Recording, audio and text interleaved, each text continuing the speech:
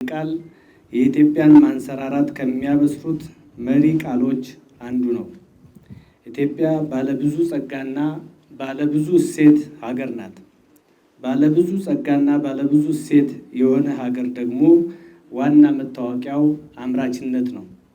ኢትዮጵያ ታምርት ሁለት መሰረተ ሀሳቦች የያዘ ነው።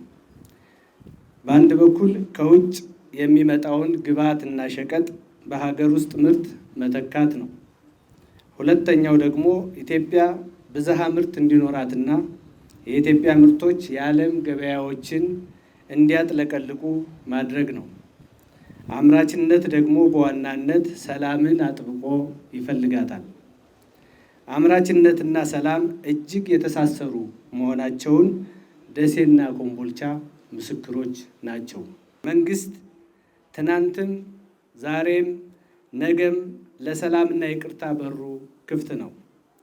የሃይማኖት አባቶች፣ የሀገር ሽማግሌዎች፣ ታዋቂ ግለሰቦች፣ የንግዱ ማህበረሰብ አባላት፣ ምሁራን፣ ወጣቶች፣ ሁሉም የክልላችን እና የሀገራችን የህብረተሰብ ክፍሎች ለክልሉ እድገት፣ ለሀገር እድገት ደንቃራ የሆኑ ተሽሎክላኪ ኃይሎች አሁን ከያዙት የጥፋት መንገድ ተመልሰው በይቅርታና ምሕረት ከህዝባቸው ታርቀው አሉን የሚሏቸውን ጥያቄዎች ካሉም በኢትዮጵያዊ ጨዋነት በሰላማዊ መንገድ እንዲያቀርቡ ያላቸውን አፍላ ጉልበት ለሀገራቸውና ክልላቸው እንዲሁም ወገናቸው ልማትና ብልጽግና እንዲያውሉ በዚህ አጋጣሚ ጥሪዬን እያቀረብኩ መንግስት መቼም ቢሆን የሰላም በሩ ከፍቶ የሚጠብቃቸው መሆኑን በዚህ አጋጣሚ በእናንተ ፊት ለማረጋገጥ እወዳለሁ።